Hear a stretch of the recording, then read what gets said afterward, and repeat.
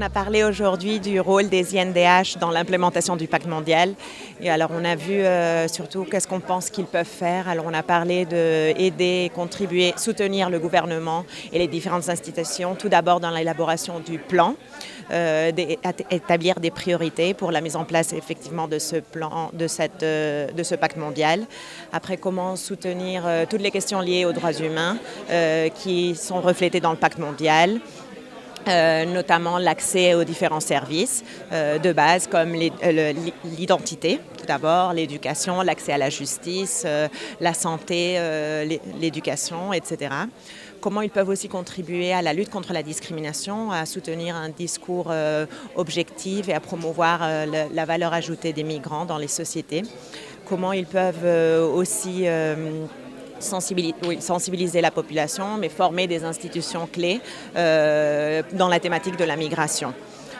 Bon, je crois qu'il faut voir le côté positif. C'est vrai qu'il y a quelques États qui ne sont pas là, mais il ne faut pas oublier qu'il y a plus de 180 pays qui vont signer le pacte mondial et que le pacte mondial, en plus, vient renforcer, donner un plan d'action sur des traités internationaux qui existent déjà aussi.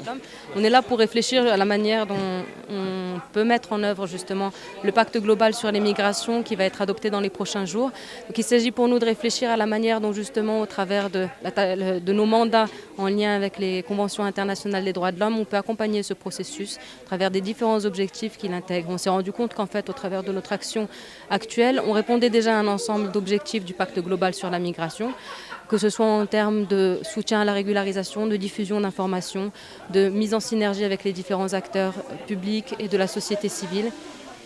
en intervenant sur la question de l'accès des étrangers aux différents dispositifs publics, l'harmonisation des législations avec le droit international et tout ce qui est veillé à la mise en œuvre des procédures justement de droit des étrangers à travers de tout le parcours migratoire.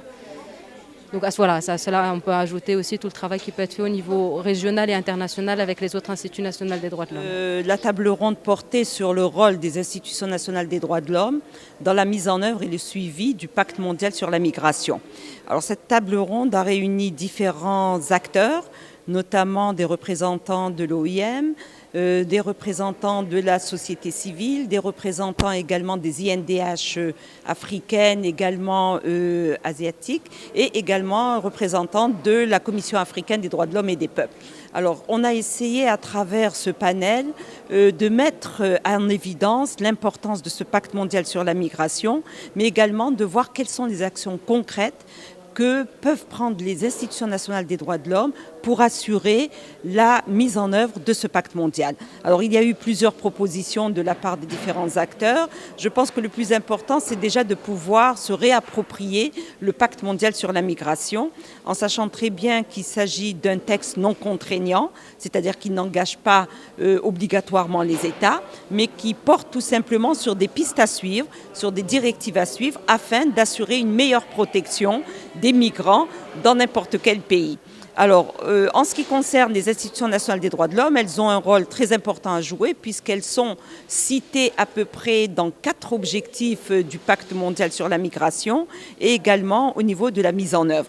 Les institutions nationales des droits de l'homme vont travailler tout d'abord avec des acteurs étatiques et des acteurs non étatiques au niveau national pour réfléchir à l'élaboration, la préparation, la mise en œuvre de plans d'action nationaux sur le pacte mondial, en priorisant également les actions parce que chaque État va avancer à son propre rythme et il faudra également que les INDH puissent développer des partenariats de coopération avec, par exemple, d'autres organisations internationales, d'autres organisations de la société civile. Je pense que ce qui est important, c'est déjà de pouvoir comprendre les objectifs essentiels de ce pacte mondial afin d'assurer une complémentarité entre le pacte mondial et les différents instruments de protection des droits des migrants. ما تنساش تابونا في لاشين وتأكد بالجرس باش يوصلك جديد فيديوهات من هاد بريس.